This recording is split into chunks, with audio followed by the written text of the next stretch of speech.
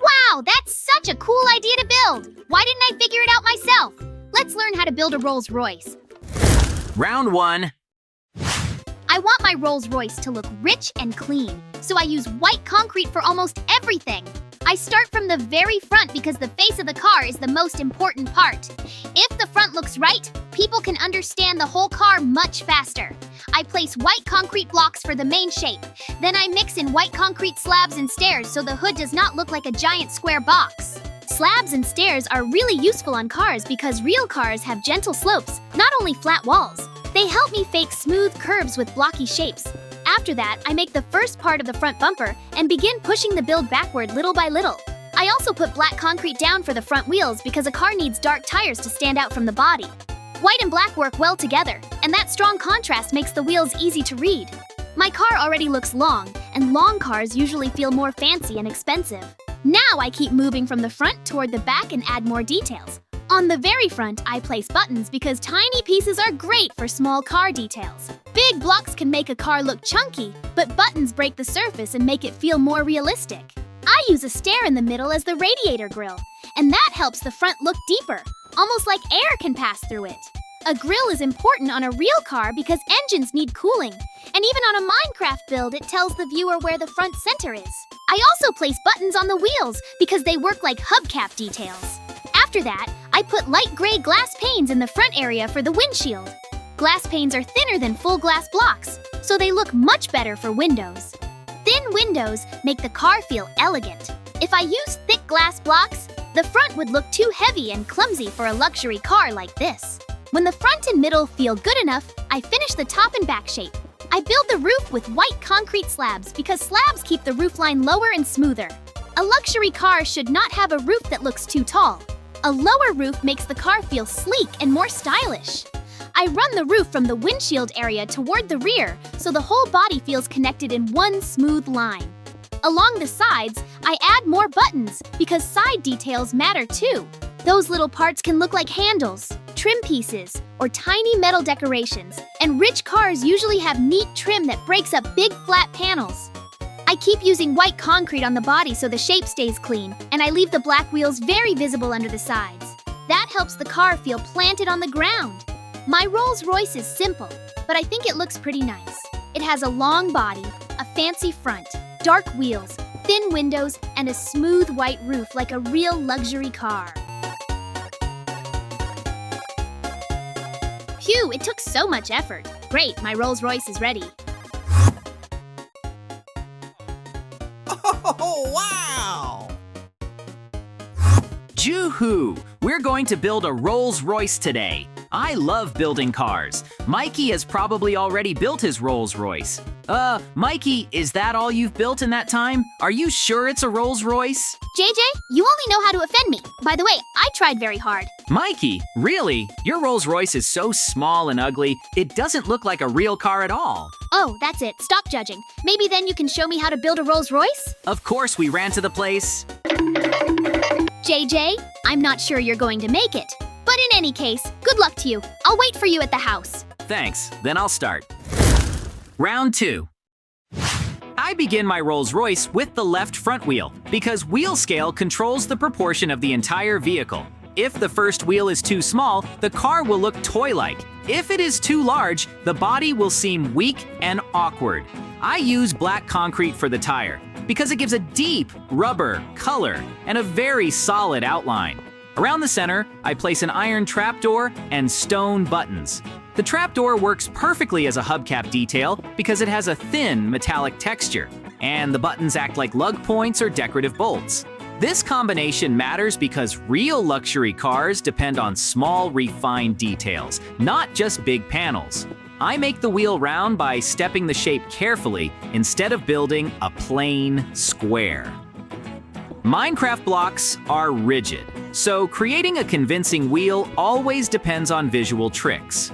A good tire needs strong contrast, a clear rim, and enough thickness to look like it can support the heavy body of a premium car. With that first wheel established, I start the main shell of the car using white concrete blocks and white concrete stairs. White is an excellent color for a Rolls-Royce because it suggests elegance, polish, and a clean luxury finish. I build outward from the wheel and begin shaping the front bumper and lower body line. Stairs are extremely useful here because the front of a luxury car is not a vertical wall. It needs controlled slopes and layered surfaces, so the nose looks smooth and carefully engineered. I keep the lower edge slightly extended because a longer front gives the car a grand touring style. In design terms, the front overhang helps create prestige. Many expensive cars appear confident because they do not look compressed. I also make sure the body sits at a believable height above the wheel. Cars need enough clearance to read as functional, but too much clearance would make this luxury car feel more like an off-road truck, which would be completely wrong. Now, I focus on the face of the car. I install the headlights using beacons. Beacons are a brilliant choice because they have a bright, premium, glass and metal look that feels much more realistic than simple solid blocks. A car like this needs headlights that stand out clearly, and the reflective texture of the beacon helps a lot. Between them, I place black stairs as the radiator grille. Black stairs work well because their recessed shape creates the illusion of airflow depth. On a real car, the grille helps cool the engine and also serves as a major identity feature. That is especially true for a Rolls-Royce, where the grille is one of the first things people recognize. By using black against white, I create strong contrast and make the center line of the front easy to understand. The headlights and grille together immediately define the personality of the build. Without them, it would just be a long white shell with no presence. After the main front features are in place, I continue extending the body with white concrete. I add more mass around the front quarter panel and begin guiding the hood backward toward the cabin. This stage is about continuity. A luxury car should feel as if every panel flows into the next one. Abrupt jumps or uneven widths ruin that effect very quickly. I use solid blocks for structural mass and stairs where the body needs to soften around corners. Smooth visual flow is important because vehicles are read by their lines. The viewer's eye should be able to travel from the front bumper over the hood and into the cabin without getting stuck on a random bump. I also keep checking the side profile while I build. Side profile is one of the most important parts of car design. Many vehicles look acceptable from the front, but if the side silhouette is wrong, the entire car loses its identity. I want this one to feel long, calm, and expensive. To keep the proportions accurate, I move to the right side and construct the right front wheel using the same system as the left one. I use black concrete for the tire, an iron trapdoor for the metallic center, and stone buttons for extra detail. Repeating the same wheel design matters because symmetry is critical on cars. A mismatch of only one block can make a whole vehicle look twisted or broken. I carefully match the wheel height and the distance from the front bumper so the axle line feels straight. This is also important for visual physics. Even though the car is static, the viewer still expects both front wheels to carry the same weight and point in the same direction. Once the second wheel is attached, the front half of the car finally feels grounded. The body is no longer floating between random shapes. It now rests on a proper pair of wheels, and that instantly increases the realism of the build. At the center front of the hood, I place a gravestone block to represent the famous figurine mounted on a real Rolls-Royce. That small ornament is a very important identity marker. In car design, tiny front emblems often carry a huge amount of brand recognition. The gravestone block works here because it has a narrow, upright form, which reads like a delicate sculpture without becoming too bulky. After placing it, I begin covering the hood with white concrete slabs. Slabs are ideal because they lower the hood line and create a smoother, more refined transition from the grille to the windshield. A hood should not rise too aggressively on a luxury sedan. It should feel controlled, long, and dignified. The ornament helps define the center axis of the car, while the slabs keep the top surface elegant. This is a good example of how one small decorative part and one simple shaping block can completely change the perceived class of a vehicle. While refining the hood, I also start building part of the lower underside with white concrete slabs. This step helps the car feel more complete from every angle, not just from eye level. Many builds look acceptable from the side, but become hollow or messy underneath. By adding a proper lower section early, I make the car feel heavier and more believable. White slabs are useful for the underside because they let me define thin body panels without adding too much vertical bulk. A real luxury car often appears low and planted, and slabs help preserve that elegant low profile. I keep the bottom aligned with the wheels so the whole vehicle looks stable. This lower line also matters for shadow. In Minecraft, layered undersides create visual depth and help the body stand apart from the ground. The result is a much more polished silhouette, especially when the car is viewed from a distance or from a slight angle. I continue developing the hood by extending the slab line backward and adding a few blocks along the sides to frame it. Side framing is very important because the hood should not look like a flat platform placed in the middle of the car. It needs edges that guide the eye toward the windshield and connect naturally to the front fenders. I use full white concrete where strength and thickness are needed, and I use slabs where I want the top to stay sleek. This layered construction also mimics real car manufacturing, where a hood panel sits between raised body lines. Those small raised edges make the center feel intentional and premium. They can also suggest how the engine bay is positioned underneath, which gives the build more believable structure. At this point, the front of the car is no longer just a collection of details. It feels like a unified composition with a clear center, proper width, and smooth transitions into the body. At the base of the cabin, I install the windshield using gray glass. Gray glass is the right material because it suggests tinted automotive glass better than fully clear panes. A luxury car often has slightly darker windows, and the tint gives the body a more refined appearance. I angle the windshield so it leans back instead of standing upright. This angle matters for two reasons. First, it improves aerodynamics in real design by helping air pass over the car more smoothly. Second, it visually lengthens the hood and makes the cabin feel more elegant.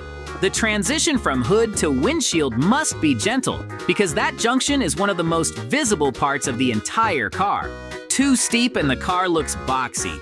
Too shallow and it can look stretched in a strange way.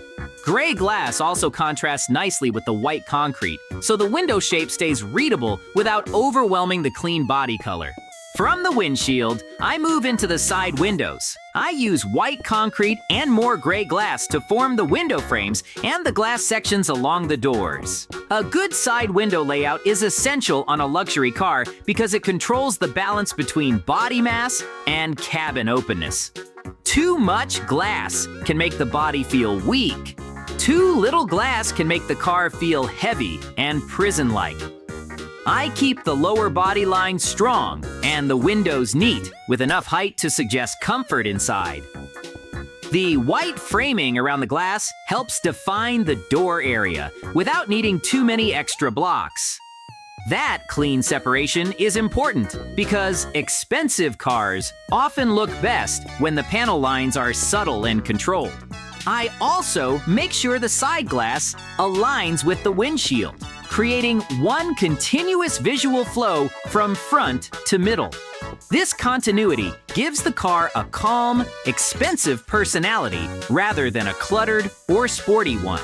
Once the side glass is in place, I construct the roof using white concrete slabs. Slabs are absolutely the correct choice for the roof because they create a thinner and lower profile than full blocks. A tall roof would make the car feel bulky, while a slab roof keeps the silhouette elegant. I run the roof smoothly from above the windshield toward the rear, making sure the line feels even from both side views. Roof shape is more important than many builders realize. It defines the cabin space, controls the visual center of gravity, and strongly affects whether a car feels sporty, formal, or luxurious. For a Rolls-Royce style, I want calm confidence rather than aggressive speed. That means the roof should look stable and refined, not sharply chopped. The white slabs also help blend the roof into the rest of the body. The result is a top profile that feels long, balanced, and appropriately premium for this kind of vehicle. I then add the rear window. This part is often overlooked, but it is vital for making the car feel complete. Without a proper rear glass section, the roof simply ends, and the vehicle can look unfinished. I use gray glass again to maintain consistency with the windshield and side windows. Consistency matters because different glass colors would break the illusion of one unified vehicle. I set the rear window at a controlled slope so the roof transitions naturally into the back of the car. This slope also helps the trunk area read correctly. On many luxury sedans, the rear section is broad and dignified rather than sharply cut. By shaping the rear glass carefully, I protect that character. The back window also visually lightens the upper rear portion of the car. Too much white concrete in this area would feel heavy, but the glass adds a clean break and makes the whole cabin volume feel more realistic and well-designed. Now I start moving the build farther toward the rear using more white concrete. I extend the side body panels beyond the cabin and begin forming the rear quarter section. This area needs careful handling because it connects the main passenger space to the trunk and also frames the rear wheels. If the side becomes too narrow too early, the back of the car feels pinched. If it stays too wide for too long, the rear looks blunt and heavy. I gradually taper the shape while keeping enough mass to preserve the classic luxury sedan look. White concrete is especially good here because its smooth texture makes the long side look like one continuous painted panel. I also keep the top and bottom lines relatively calm. A Rolls-Royce should not have overly dramatic body creases. It should feel expensive through proportion and surface quality, not through flashy aggression. That calm side flow is one of the keys to making the build believable. With the rear quarter established, I build the left rear wheel using the same black concrete, iron trapdoor, and stone button combination. It is very important that the rear wheels match the front wheels in style because wheel inconsistency would immediately ruin the visual harmony. I position this left rear wheel carefully under the body so the spacing between the front and rear wheels feels realistic. Wheelbase is a major part of car identity. A long wheelbase suggests comfort, space, and luxury, while a short one feels more compact and sporty. For this build, I want the longer, stately look. I also make sure the rear wheel sits naturally under the body and not too far outside it. If the wheel sticks out too much, the car starts to look like a toy. Once this wheel is placed, the side profile becomes much stronger. The car now has a clear front and rear support structure, and the body feels more physically grounded. I mirror that process on the right side and create the right rear wheel.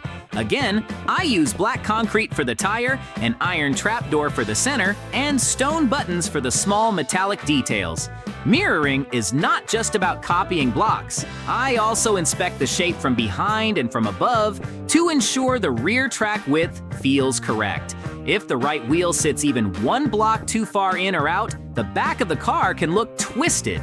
Precision matters more on vehicles than on many other builds, because humans are extremely good at spotting asymmetry in familiar objects. As soon as the second rear wheel is in place, the car has a full four-wheel stance.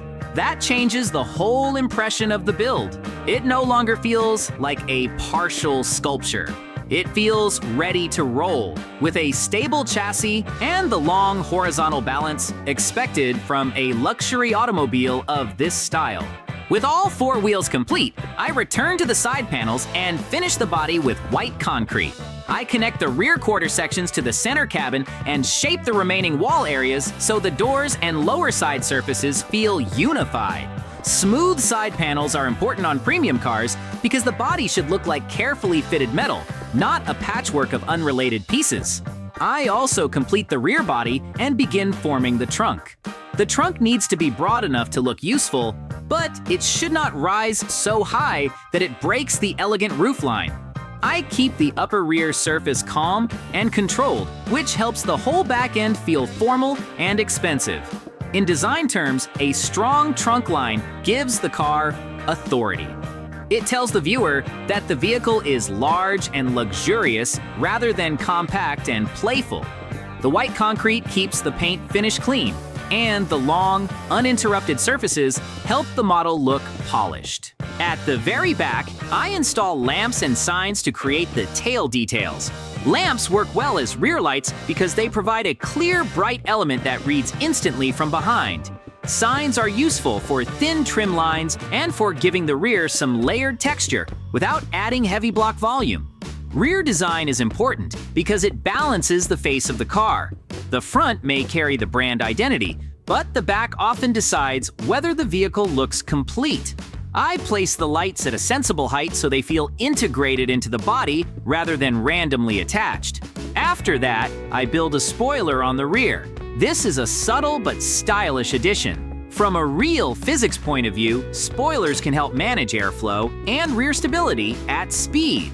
Though on a luxury build like this, it is also about visual character. The spoiler gives the back a finished top edge and adds a small touch of power without making the car feel overly aggressive. To enrich the exterior, I begin adding levers and buttons across the body as fine details. These small parts are extremely useful on car builds because Minecraft blocks are large, but real vehicles are full of tiny features. A button can become a door handle, a trim accent, or a wheel detail. A lever can suggest a mirror support, a thin exterior mechanism, or a decorative metal element. On a car this refined, those little details matter a lot. They break up flat white surfaces and make the model feel assembled from many real components instead of from one big plastic shell. I place them carefully rather than everywhere. Good detailing should support the main lines of the car, not distract from them. This is one of the key lessons in advanced vehicle building. Small details are powerful only when the main shape is already correct. Once the major proportions work, these tiny additions push the build from good into convincing. Before moving into decoration, I enter the car and clean up the interior walls. Large exterior builds often leave awkward bumps and uneven surfaces inside, especially around wheels and windows. If I ignore those irregularities, later furniture will clip into the walls or sit at strange angles. I remove or reposition a few inner blocks so the cabin feels flatter and more usable. This is an important architectural principle. Exterior beauty should not come at the cost of interior function. A real luxury car is designed around comfort, so the inside should feel intentional too. I keep enough thickness in the walls to preserve the outside shape, but I also carve the cabin so there is clear space for seats and controls. This balancing act between shell and interior is one of the hardest parts of turning a vehicle sculpture into a believable inhabited space. Once the walls are cleaner, I can finally begin furnishing the inside properly. I stop for a moment and realize the front interior still lacks the main driving area. To solve that, I place gray concrete blocks in the front of the cabin. Gray is perfect for a dashboard because it feels darker and more mechanical than the white exterior. A dashboard should visually separate the control zone from the body panels, and a neutral color does that very well. I shape the front interior so it wraps naturally around where the driver sits. Then I construct the steering wheel. The steering wheel is one of the most important interior features because it instantly explains orientation and purpose. Without it, the cabin feels like a room rather than a car. Even a simple steering shape works, as long as it is centered clearly in front of the driver's seat. This front control area now feels much more functional. The contrast between white outside and gray inside also creates a more premium layered design, like painted metal outside and refined trim within. Opposite the steering wheel, I build the first pair of seats using light gray concrete blocks, slabs, and stairs. Light gray works better than white for seats because it suggests upholstery without blending into the body too much. Using full blocks, slabs, and stairs together lets me shape the seat base, backrest, and cushions with much more realism. Stairs naturally create a leaning backrest, while slabs help control height so the seats do not feel too bulky. Seat geometry is important in vehicle interiors because it affects both comfort and scale. If the seats are too tall, the cabin feels cramped. If they are too flat, they stop reading as seats at all. I position them so the driver faces the steering wheel directly and the front passenger sits neatly beside. This arrangement helps the interior make immediate sense. The front row now gives the car a believable driving space and starts to deliver the luxury feeling the exterior promises. After the front row is complete, I move behind it and build 2 more seats for the rear passengers. A Rolls-Royce style car should feel generous in the back because rear comfort is one of the major reasons such a vehicle feels prestigious. I use the same light gray concrete palette so the cabin remains consistent. Matching the rear seats to the front is important, but I also make sure the spacing feels comfortable. Rear passengers need legroom, and even in a block build, spacing tells that story. I keep the seat backs aligned and the aisle area clear enough to move through. The rear seating transforms the interior from a simple driver cabin into a proper luxury passenger compartment. This also balances the visual weight of the inside. Without the back row, the car would feel unfinished and oddly empty in the rear half. Now, the passenger space supports the long, elegant exterior and makes the build feel complete. At the back of the cabin, I leave an exit and install a door. That opening is more important than it may seem. Good vehicle interiors need a clear circulation path, especially when the body has already become large enough to be entered like a room. The door gives the rear section a practical point of access and also adds another realistic feature to the shell. As a finishing design move, I replace the white concrete blocks through the middle section of the car with black ones, creating a long stripe along the body. This stripe is extremely useful visually. First, it breaks up the large white mass and prevents the car from looking flat or overly plain. Second, it adds a classic luxury contrast line that helps emphasize the length of the vehicle. Horizontal stripes are powerful in design because they guide the eye from front to back and make a car feel even longer. The black also relates back to the wheels and the grille, tying those darker elements into the body language of the whole build. I keep the stripes straight and continuous because luxury styling depends on precision. A wavy or uneven stripe would ruin the effect immediately. With that final accent, the car now has identity, elegance, fine details, a usable interior, and the calm prestige that a Rolls-Royce should always carry. Great, my Rolls-Royce is ready. It's time for me to show it to the guys. Wow, JJ, you've got such a realistic Rolls-Royce. I wish I had one in my childhood. This is a real car. Thank you, Mikey. I am very glad that you liked my building. Well, I think it's time for us to finish. Yes, JJ, you're right. Subscribe and like. Bye-bye.